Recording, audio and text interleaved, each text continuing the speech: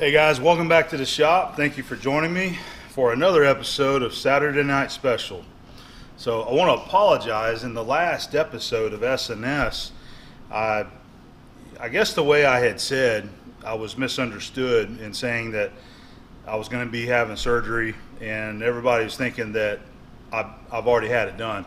And what I had said was, in about a month from now, when you're watching this, I'm going to be having surgery. So I apologize for the confusion, but whenever you guys watch this, I will be just about to that point where I'm going to have surgery. So that's actually coming up on the 19th of June is when I go under the knife. And time of filming this, you know, I got a few more days left, and I'm starting to get a little bit nervous, but I think everything's going to be okay. As I said, it's going to be something good for me and help me out. So anyway, I'm doing this episode now that you're watching, and I'm going to go ahead and have the following week's S&S ready as well for you. So next week we'll have another video there also. I've been working on some projects out here, just dabbling in some different things, and I've been trying to save some of this footage so that I can bring you guys at least one video for the next month or so on the weekends. I certainly didn't want to go a week without having one, but I got plenty of content to share. After this S&S, I'm going to show the final video for the hydraulic rod clevis. We got part 3 of that. It's going to be coming out.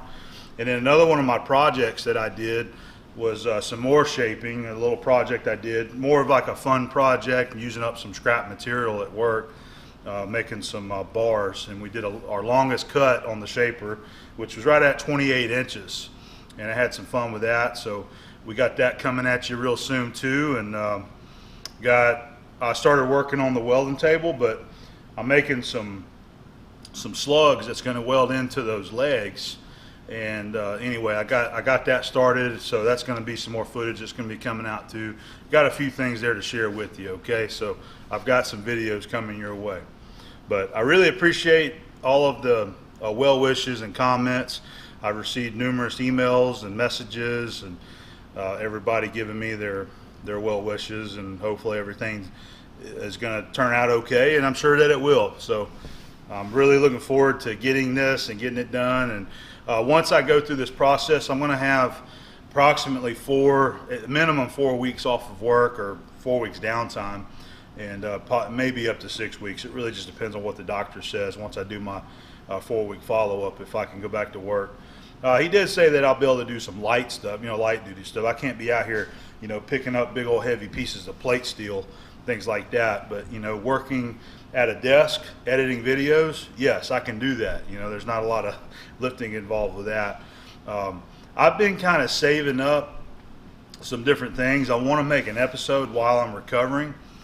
I've got viewer mail, some things that has come in, some different gifts, just like all sorts of different things that I've just been kind of saving up. So I do want to make a video that's just kind of catch up all that little stuff while I'm recovering, okay? And I also had an idea for another video that I can make during that recovery time, of sort of what I call a hodgepodge of machining. I've got lots of little like 30-second and 1-minute video clips I take on my phone during the day, just all these little things that I get into, just daily job shop stuff. And I think that I'd like to make one episode, just kind of throw all that into one. It'll just be a mixture of all kinds of machining all at once. So I'm kind of looking forward to making that. So that's something that I'll make whenever I'm sitting at home in the chair resting as well, okay? So as far as this episode, what I want to share with you guys is a couple new tools that I have in the shop. I have acquired 2 new things. I've got one through the mail, and we'll get into that. I'll share it with you. I don't want to spoil it right now. And I've also got something else that I recently picked up this past weekend at one of our antique shops, okay? It was a real surprising find. I didn't know that. I'd never seen one before like that, and I just couldn't turn it down. So I'm going to grab it. We're going to talk about that. I'm going to tell you my plans for it, and yeah, I'm just really excited about that. I do have a little bit of machining that I'm going to share with you. I had one little small project that was brought to me, and it just some little bit of lathe work. But that's going to be kind of the gist of this video here. And as I said, after this there'll be a little bit more shaper action. We're going to get into some shear tool. I'll show you my shear tool grind and try to get a nice finished cut on that hydraulic rod clevis. Okay, so let's grab the new stuff and share with you what I got.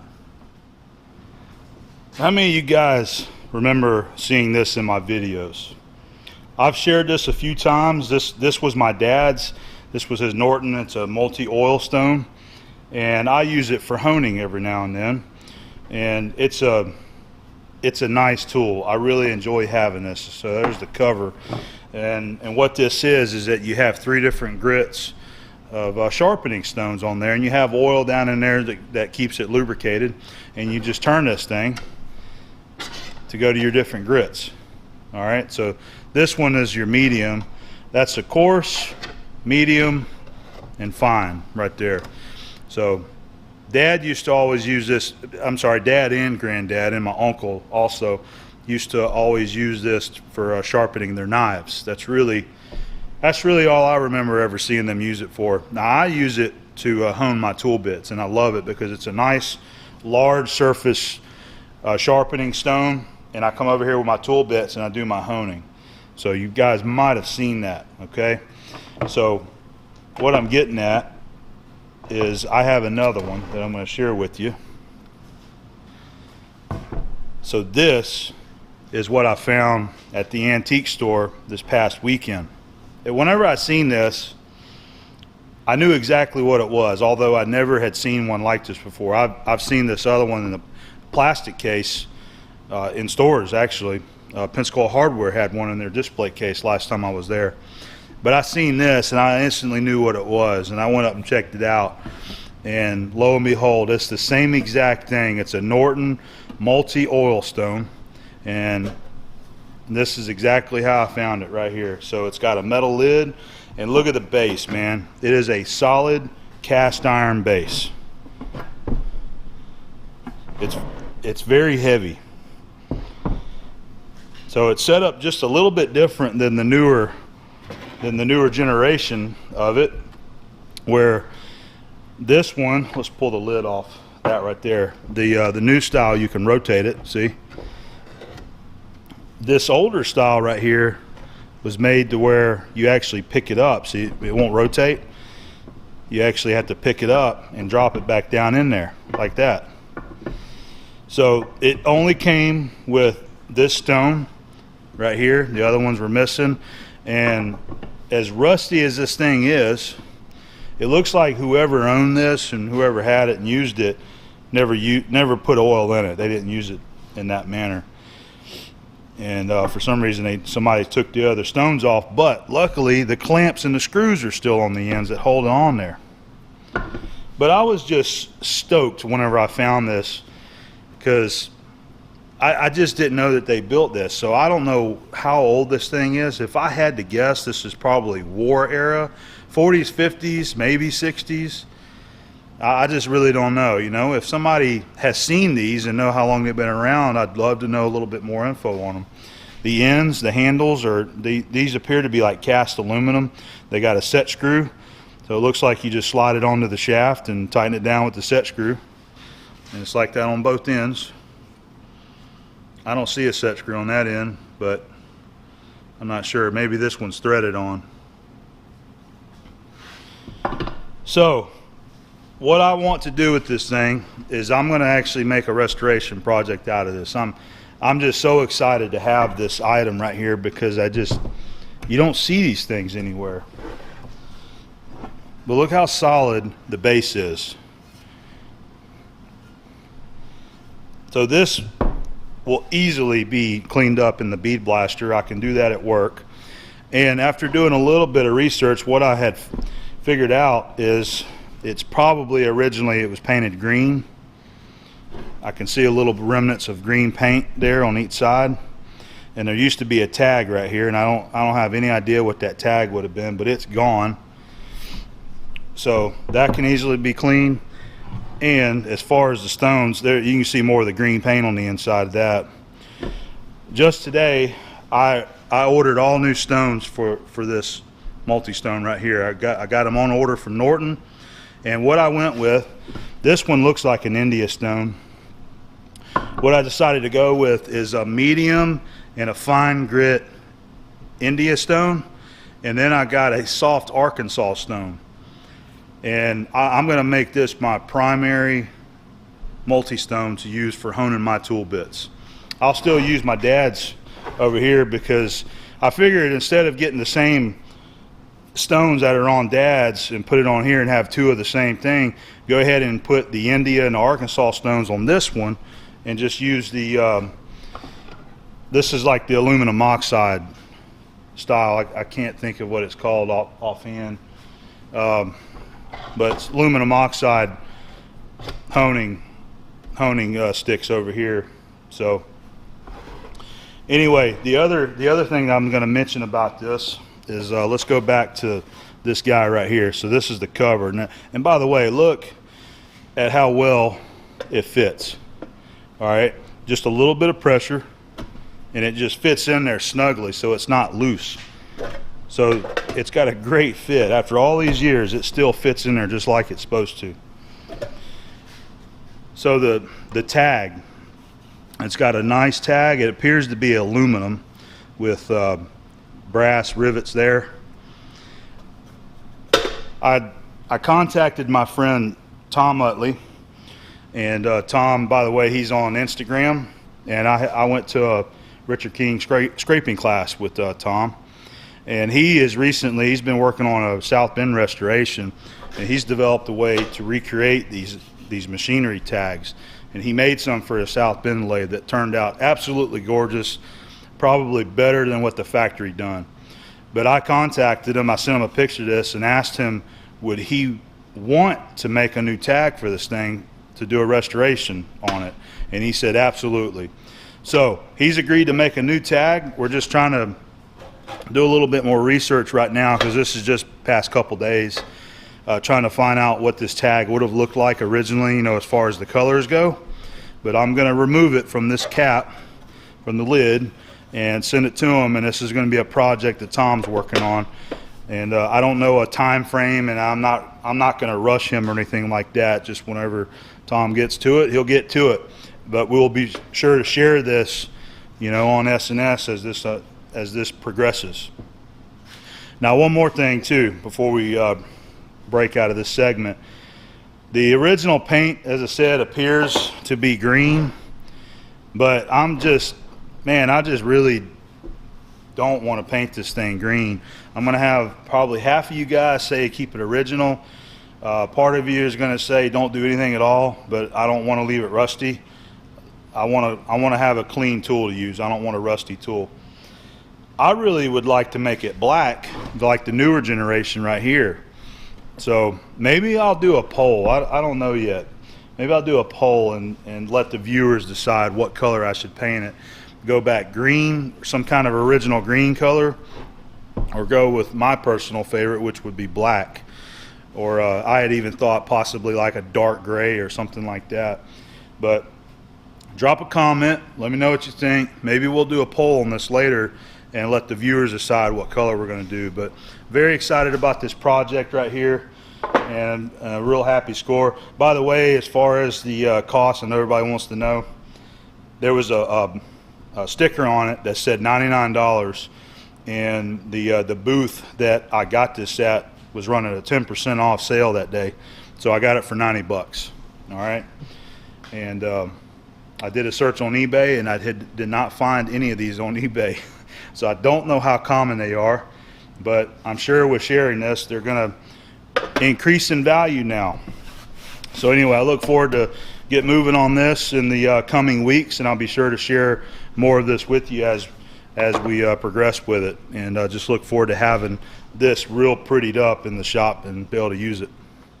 So a few weeks ago, a couple episodes back in SNS, I shared this Brown Sharpe straight edge right here, number 526 straight edge. Right there, 526.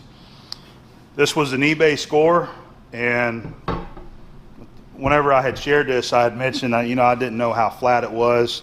The the sharp edge there, you know, the straight edge was pretty dinged up.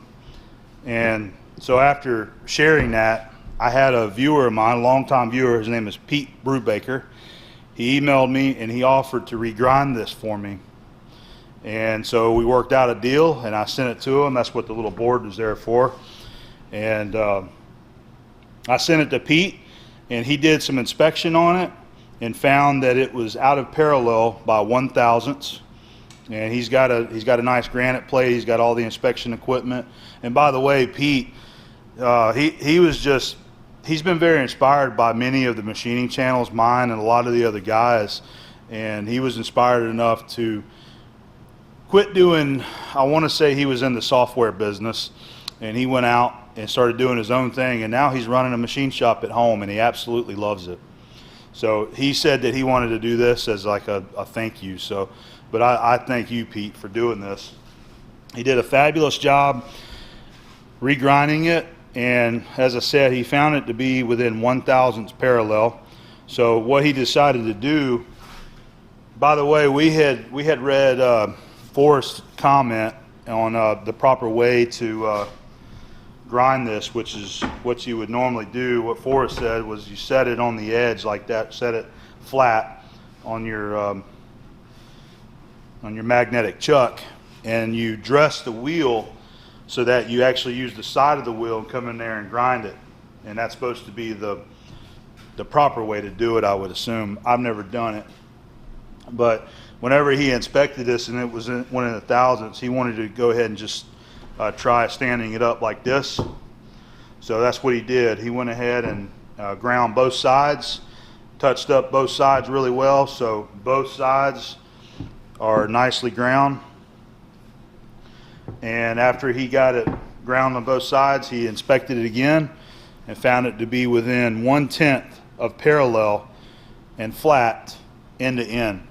So we're pretty much spot on now. But I've got a couple of pictures and a couple little short quick videos that Pete had took during this process, and I'm going to share those right now. And again, thank you very much, Pete, for doing this. It was really nice of you.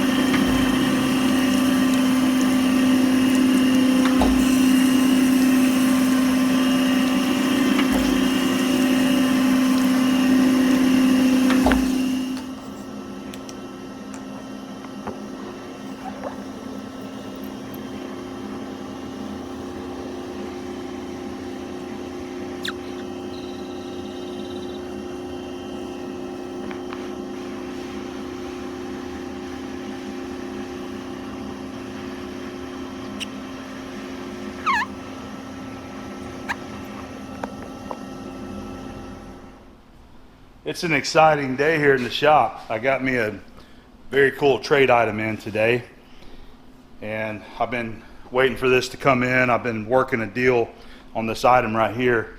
So Andrew Alexander, he's on Instagram, known as Blacksmithtools, and he has got, I've never seen anybody with the collection of vices and anvils and blacksmithing tools that this man has.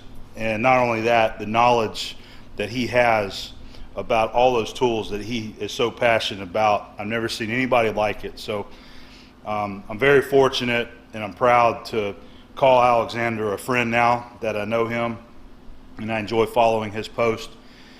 So sometime back, it's probably been well over a month, maybe a couple months, he shared a vise on his Instagram that I thought was just fantastic. And most of you guys that watch me know that I'm a fan of Starrett tools.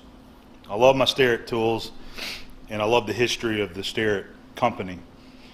And he shared a vise on his Instagram. It was an Athol vise, and I showed interest in that vise with Andrew, and he ended up offering it to me. He said, "I'll send you that vise, just send me something." So that's what we did. We worked out a trade. I gathered up some tools, and I sent him some tools. And of course, I offered these tools before I sent them, but yeah, he said, yeah, that'd be great. So I gathered up some different things, and I sent him this to his way. And he has sent me that Athol vise. So let's open this thing up and check this thing out. I'll move the camera so you can kind of see down in there.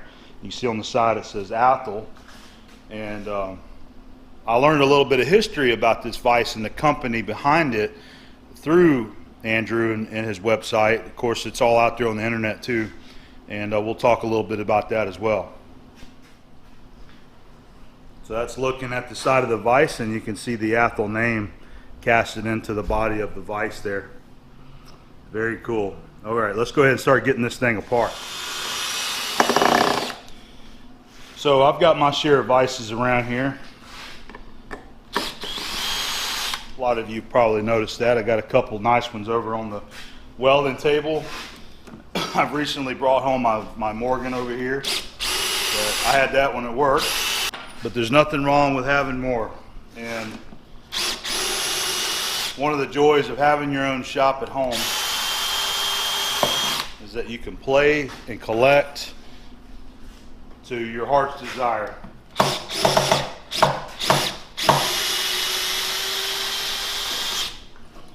I've always wished that I had a nice Starrett vise.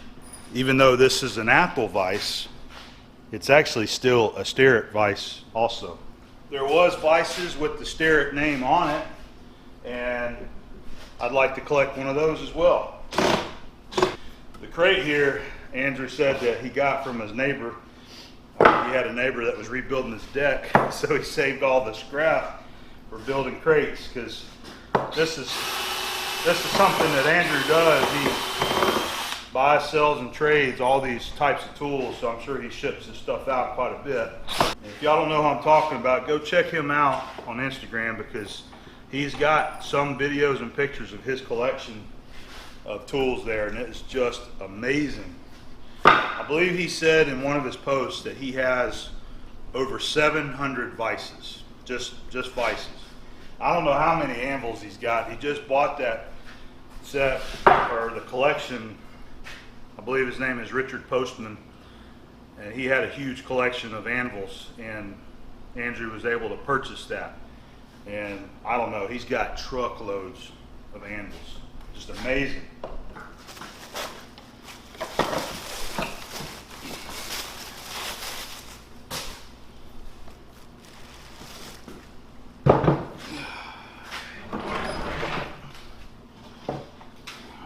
There it is.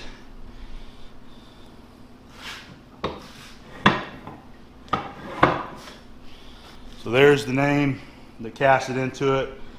Athol M&F Company, Athol, Mass, made in USA.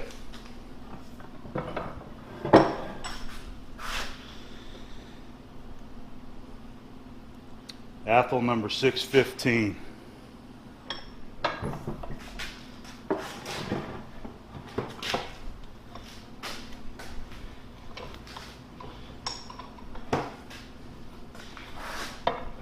Might have some lag screws. I'll see about screwing it down here so it don't fall over. So this style of vise right here is what I believe they call a welded vise jaw. There's no screws that hold the the jaws in here. And they are in good shape. It hasn't been abused. There's still a lot of the serration left on those. It's just got surface rust on it from its age and sitting. What I'm probably going to end up doing with it is just cleaning it up myself. I'll probably wire brush it, clean it really good, and just give it a paint job. Probably go back black with white highlights on the letters there. I think that'll look real nice. I've seen some others like that, and I don't know what color it would have come from the factory. It almost looks like it might have been a grayish color. So this one just mounts straight down to the vise table, no swivel, and I planned on putting this on the new workbench that we're going to be building for this spot right here. So this vise is probably going to go down here. I'm going to say on this, it's going to be down here on this end of the table to your right side, and use as a shop vise down here. Got her lagged down to the board here, and I've got the boards clamped together so it won't tilt over on me. So I've just been kind of checking it out, and you know what? It's a great vise. We just need to take this thing apart, clean it good, clean the screw, make sure there's no old grease left on the screw. I mean, it's actually dry right now. So you've got approximately, once you open it up here, it's going to open up to at least 8 inches right there, and you got 5 inches on the width. This is going to be a very nice vintage vise to have on the workbench right here. Really good quality stuff. So a little bit of history about the Athol brand of vise. So Leroy Sterrett, Mr. Sterrett, you know, we know him as Sterrett Tools. Back in the late 1800s, he had started the Athol Machine Company with some of his buddies. They all went in together, and that's where Mr. Sterrett developed his, what a lot of people know is his first invention, is the meat chopper. And anyway, some time went on. He had some disputes with the company, and he left that company, the Athol Machine Company. And later on, in the early 1900s, I want to say around 1905, he actually sued the Athol Machine Company and won the lawsuit, and there took the money that he got from the lawsuit and actually bought the company, the Athol Machine Company. All right, and then if you fast forward to around 1920 is when the Athol Machine Company actually decided to change their name to Athol Manufacturing and Foundry, which is what it showed right here, Athol M&F Company.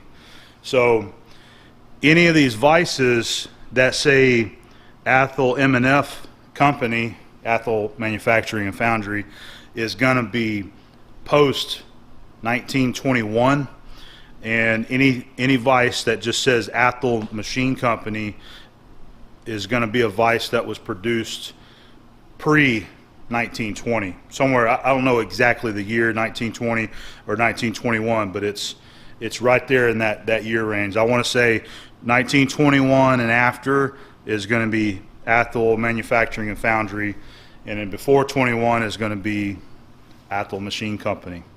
All right, so Mr. Sterrett owned Athol Machine Company from 1905, so I think any vice could be considered a Sterrett vice, even these Athol vices right here. So a little bit of neat history about the company, and it's just nice to finally own one of these things. I'm going to enjoy having it. So I really appreciate Andrew working a nice deal with me on this vise right here. I'm going to enjoy having it. All right, guys, we got a super simple project to do today, just a very simple machining job. So this belongs to one of my older customers. He ran into me one day, asked me if I was still doing some work here in the shop, and said, yeah, I still dabble a little. And he said, I got this ring that needs a little bit of material poured out of the center, and asked if I was interested. And I said, sure, let me have it, and I'll take it and fix them up. So all he wants is this bore right here up to this shoulder, he said he wanted about 30 thousandths taken out of that. Apparently he's having some clearance issues for what this is, and he tried to scuff it a little bit with a little Dremel tool, which we know that doesn't work too well. So this is a machined part, and he did say this is off of a shaper. Now this isn't off a G&E shaper. This is probably most likely something for a wood shaper. I didn't get into it with him, so I don't know. I usually don't. I just ask what they need and just take care of what they need. So since it is a nicely machined part, we should be able to chuck this right here on this register, and it's a machine face there, so we'll be able to chuck that. We'll use our 3-jaw chuck, make it real simple, and go in there and touch off and cut 30 thousandths out. Now it's not a critical number. It's just he says just take about 30 thousandths and it'll be good. So right now, as of how it's being measured, looks like it's a 75 millimeter bore. So right there it's about 2 inches 9/58, so that's just over 75 millimeters, probably just a little bit of clearance for 75 plus whatever scuffing's been done in there. All right, so we'll measure that, and then we'll just take 30 thousandths. So we'll make it 9/58 on our finished size there. How about that? All right, so let's go get it done. All right, we're going to make use of our nice Gator 3-jaw chuck, and we'll just catch that lip right there.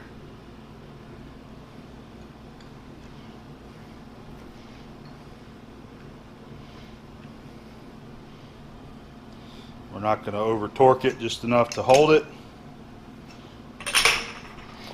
And let's go ahead and take a soft blow here and tap it and make sure it's up against the jaws.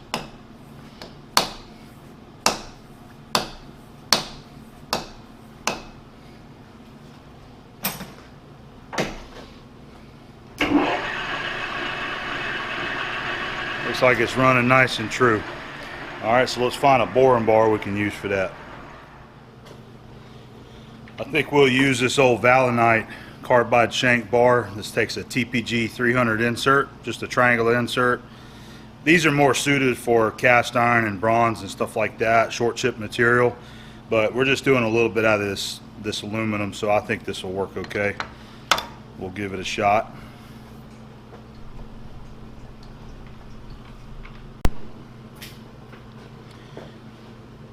We want to go ahead and establish our stopping point back here in that shoulder. I'm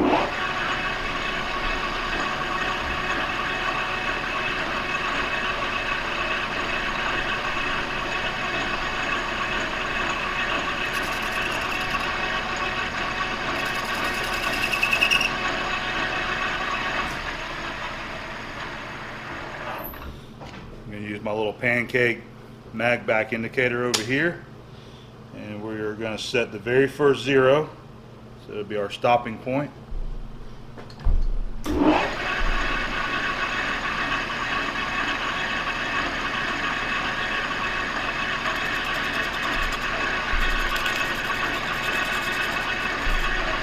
Alright, that's going to be our touch off there.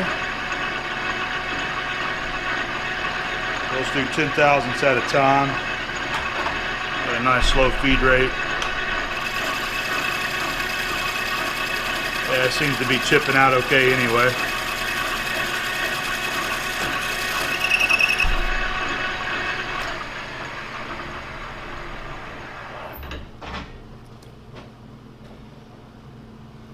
Yeah, it's machining nice actually.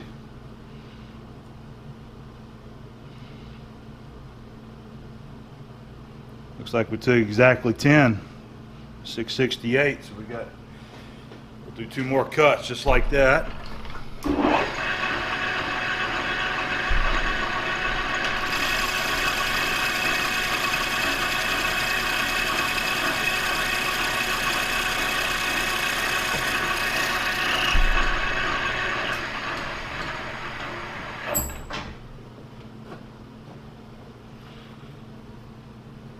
See what we got now.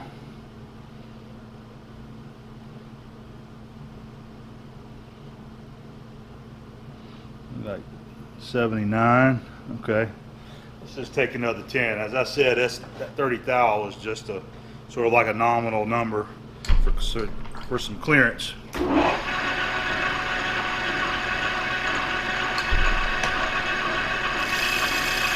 I'm not going to bring it back across that cut this time. I'm going to retract the tool.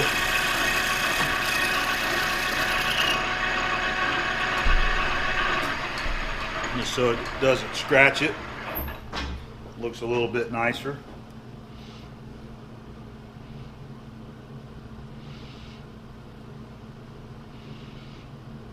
If I can get the calipers square like they're supposed to be, there they go. All right, so we did our 30 thousandths, all right? And we just need to break that corner. I'm going to use that tool right there, brazed on chamfering tool bit, and my T2S holder. That's for a 3/8 shank. I'll come up and just break it.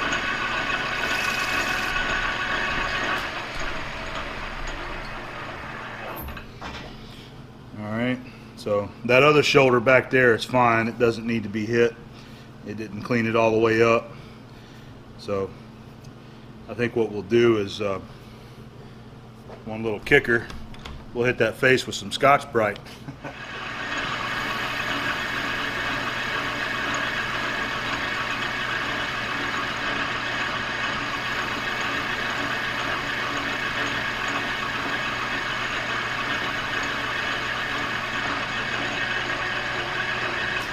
Go get a rag.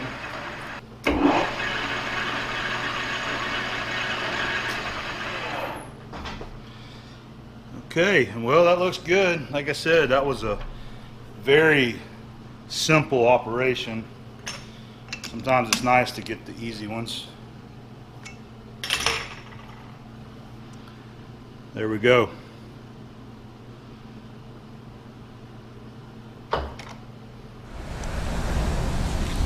Alright guys, I just dropped off the cart, the ZTFab welding cart, and we've also got the TIG rod holders and the bottle bracket, and I am at Thermodyne powder coating here in Pensacola, and Jeff has been helping me out, and he is going to get this stuff hooked up right here. So I got to go over some color options and figure out what I want to do, but at least I had the opportunity to drop it off, so here it is. And whenever I pick them up, we're going to do a little bit more of a shop tour. I'm over here at the powder coat shop with Jeff. He's behind me here, and we've been going over some of his color options. And as you can see, there's a vast array of colors for powder coating. You've got a lot of them. Look at all these right here. I mean, just tons and tons of colors. But we're kind of leaning towards maybe something like this vein texture, but I haven't decided on a color yet. I'm thinking possibly green or gray, but I just haven't decided. So I'm going to go on the website there, Prismatic Powders, and look at some color options and get back to them and see if we can nail down something. Here's another example of the gray, which I think looks really nice. I think that would be a good color for a welding cart and those brackets there. So we'll see. We'll let you know. We'll bring it back.